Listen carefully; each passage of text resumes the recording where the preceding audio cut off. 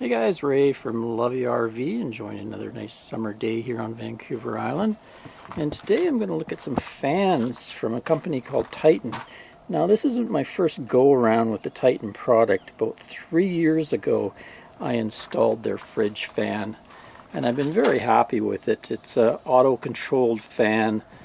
There's a controller in there that picks up temperature and it turns on and off as needed. I think it's about 70 degrees it comes on. And then in auto mode, as the temperature rises, the fans get faster and faster. And it also has a manual override mode. So like I say, these have been in here now 3 years and they're still working great, nice and quiet. I also have another set on the roof vent at the top. So these fans suck air in to the bottom grill, and the other ones push the air back out, so it's a nice flow through my fridge, and that helps the efficiency of your fridge, because if you don't have fans in there, a lot of times this cavity can get quite hot and then your fridge doesn't cool as well. Anyway, so they contacted me recently and said they had some newer generations of the fans, and also that they came out with a new product, which was their inside the refrigerator fan to get better circulation in the fridge. So they sent out all the fans. Disclaimer, it was free of charge, but they didn't say what I was going to say or anything. I can say anything I want about them, and I'm not an affiliate for the company or anything like that. I think I'm going to split this into 3 videos so it's not too long of a video. We'll concentrate on the actual fridge fans for the enclosure at the back of the fridge. Then I'll have a video on the actual fridge fan for inside the fridge.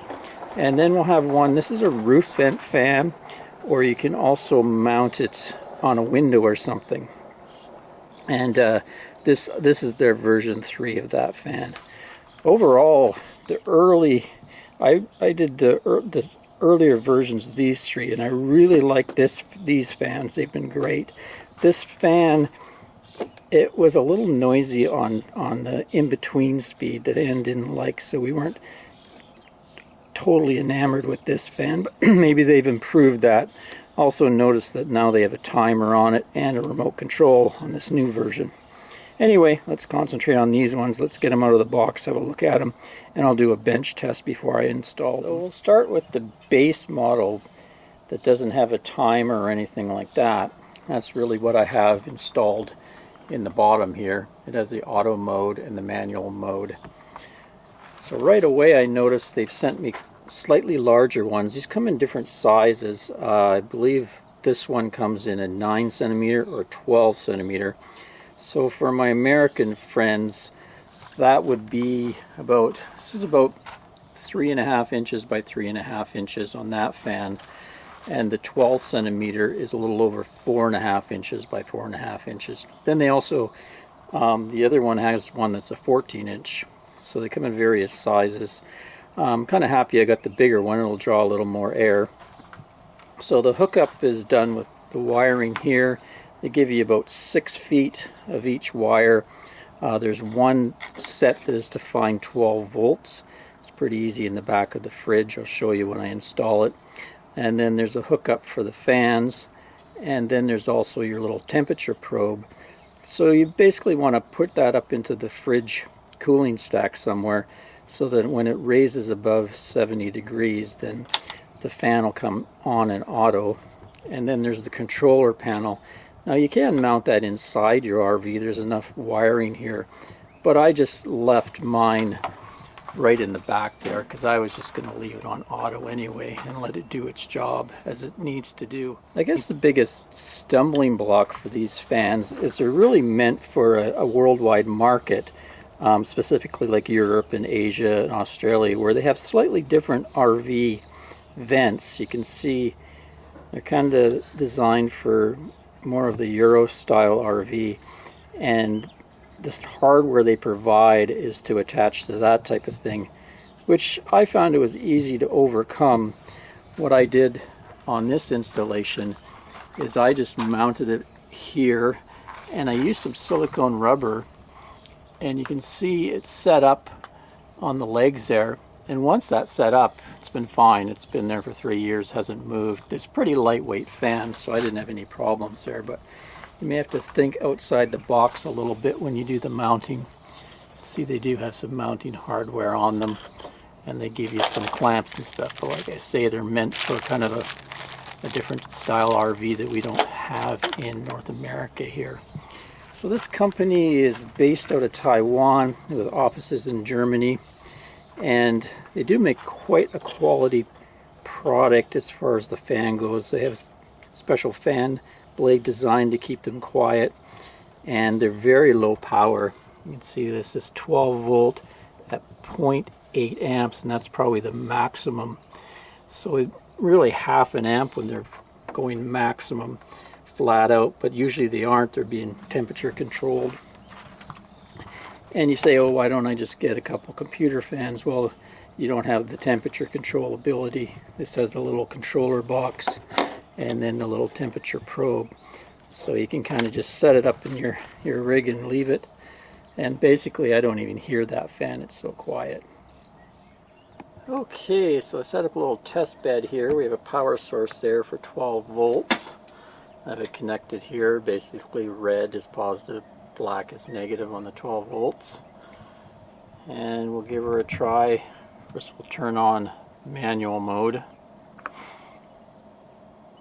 Now the spinning of the fan might look a little weird on the camera because it's going to pick up different beats, but basically I can't really see this strangeness happening on the fan. It's just going normally.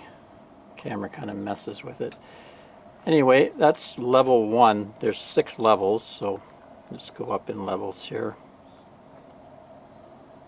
It's halfway.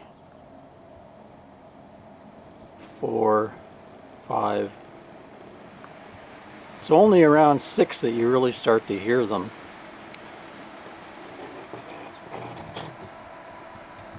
It's blowing pretty good air. And that would be if it was really warm out. I think it goes from 70 up to 114 degrees Fahrenheit. At 114 it just is at max level in the auto mode. So now we'll test the auto. Turn manual off and we'll click on auto. A red light comes on there, and you notice they're not on because I actually stuck the temperature thing in a glass of water. Now we'll warm it up with my hand, and you can see the fans start coming on. Put it back in there, and they stop. So I think that's the beauty of this thing. You just hook it up in your thing, and it just automatically comes on when you need it, but doesn't waste power when you don't need it. Although it's not a lot of power, but when you're boondocking, every little bit counts. The hookup, as far as the fans, they have a Y connector, goes to each fan. So anyway, let me take that old fan out and we'll reinstall this larger fan in its place. Give you a quick look at the power source that I used. I'm going to repeat it for the new fans. But on my Dometic fridge here, I don't know if you can see, but down there it actually says 12 volts. And there's a plus and minus mark. So this is plus and this is minus. And that's the 12 volt feed from the power distribution panel in the RV. And it powers the controller board for the fridge. So I just added on to that. And you can see here I have a couple different wiring because I also have a Wi-Fi booster being powered off this. So what I did is I just took the fan wire and I soldered it onto the wires from that, and then I put it in there, and these are screw terminals, so just fit it in there and then screwed it down tight. So I'm going to repeat that with the new fan. So I just got to get a soldering iron and I'll solder new connections on that. If you're not soldering, you could also use, some type of other connector to hook it in there. These 12 centimeter size are going to work out even better. I just put in, they had some screws in the package, I put them in there, and this is going to be able to just hang in place like that. And then what I'll do is I'll put some silicone around the top and a little bit of silicone rubber just on there. It should fit pretty good. Don't have to put any holes in anywhere. That should hold them in place quite nicely.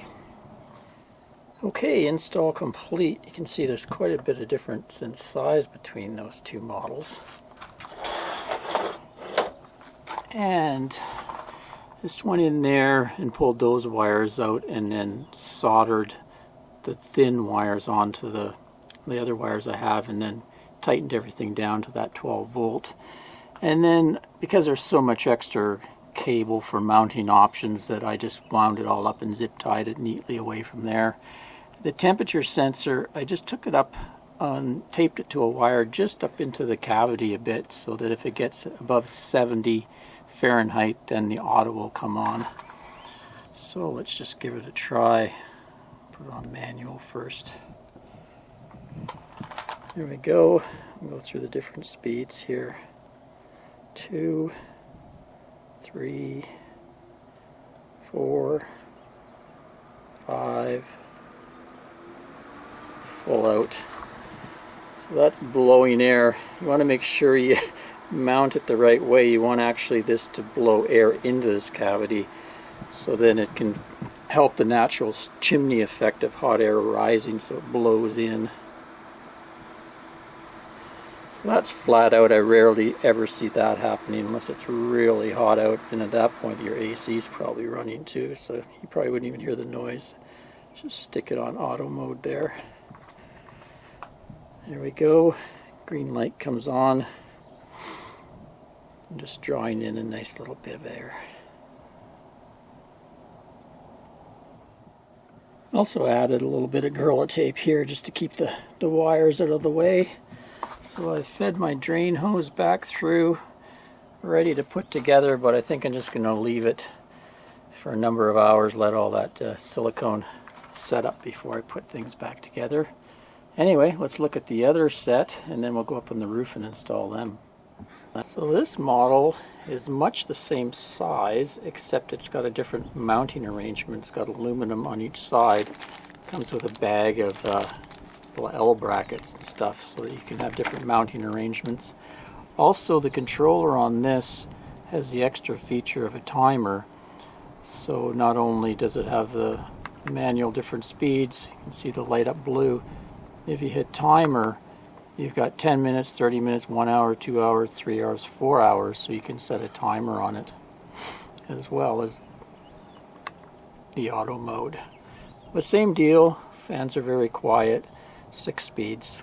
So I'm going to go up and install this in the top roof vent where the fridge expels its hot air into its roof vent, and we'll take out the old one that was there. The old one had a sort of a different arrangement. It had kind of a metal knob on it, had auto and manual with a turn knob, so I'm also going to replace that inside. I'll be able to utilize their 3M tape just to stick it in place. I'll show you where it is once I get inside, but let's head up on the roof. Oh, one other thing is all these fans are rated IP55 for water resistance. They're not waterproof, but I think IP55 is their kind of really dust resistant and water resistant, so it's really hard for dust to get inside them.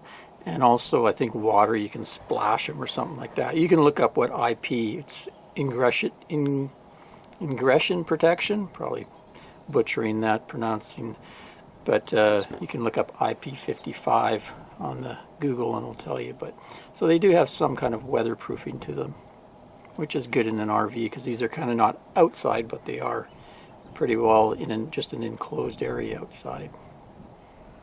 Up on the roof. So here's my existing fans. This is the fridge vent with the cover off, and you can see they're actually on right now because hot air is rising out of there. So like I said, this is pretty well identical to the ones that are in there. So I'm just going to swap these out. What I did is I kind of used the brackets to mount to the plastic sides. Seems to work pretty good.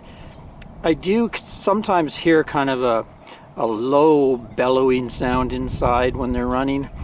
I don't think Anne can hear it. It's only if you can hear really low frequencies. Not really annoying or anything, but I do hear it just because I have it mounted on the plastic here.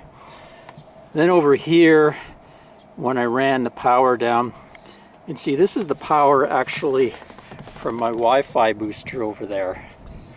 Runs along here and goes in there, and then the fan goes in there.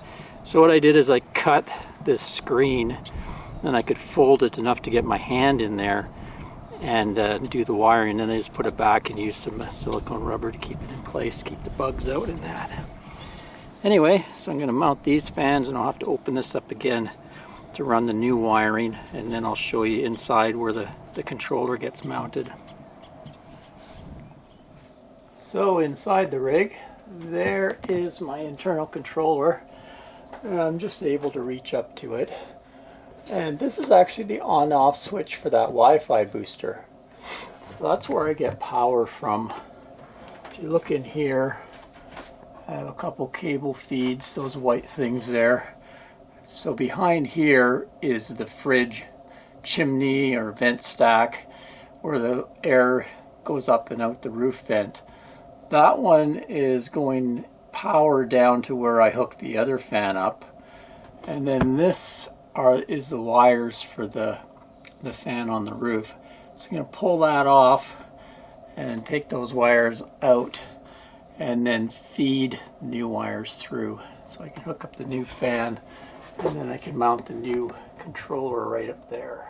So mounted it up there with the 3M tape, and then hooked into the 12-volt power and ran the wires along back and out that access point again. So we'll go up on the roof and hook up the wiring up there. There we go, all working. Just have to make sure you put the fans the right way out. Right now these are blowing out.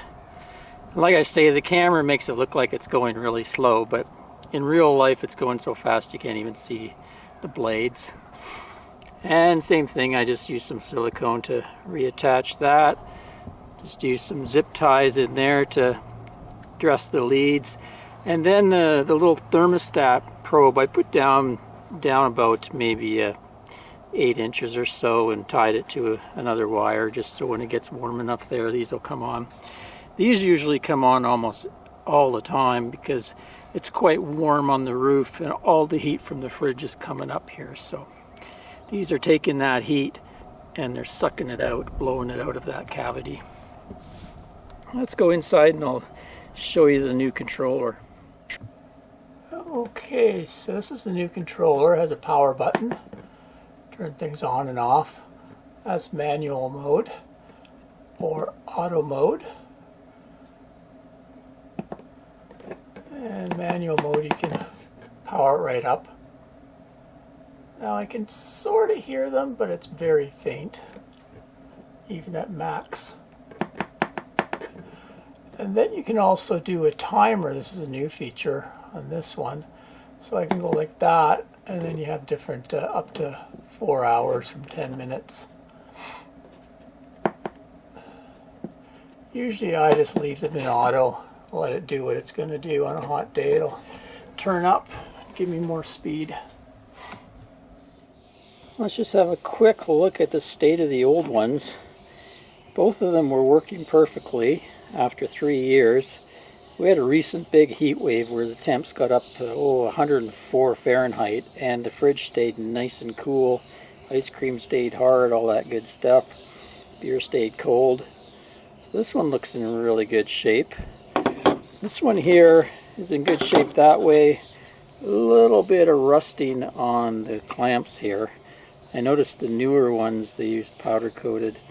But I can't fault it too much for the fan because I do, when I wash the side of the rig, sometimes the hose is being sprayed right into that. So sometimes I'm forcing water in there and it gets splashed on there. Also, we're right on the west coast here, right on the ocean. So a lot of things kind of get a little bit of surface rust, but still not bad. They weren't noisy at all and worked great. Anyway, that's basically part one. Part two, stay tuned because I'm going to do these probably tomorrow. I'm going to install this in one of my roof vents, the bedroom vent. I think it's going to be really handy in the bedroom vent because it has a remote and a timer. versus the other one didn't. So when we go to bed and we want to have some nice cool air being sucked into the camper or warm air being blown out, we can fire this on and set it for a time, or we can just turn it off from our bed. And then there's this little fridge fan. Now this is a brand new product from them.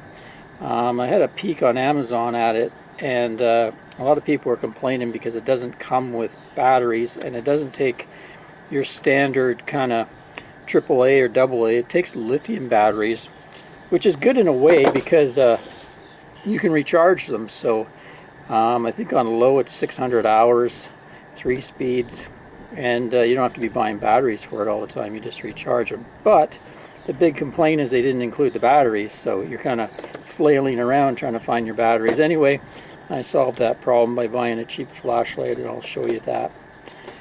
So that's it for today. Till next time, Ray from loveyourrv.com. Thanks for watching, everyone. Cheers, folks.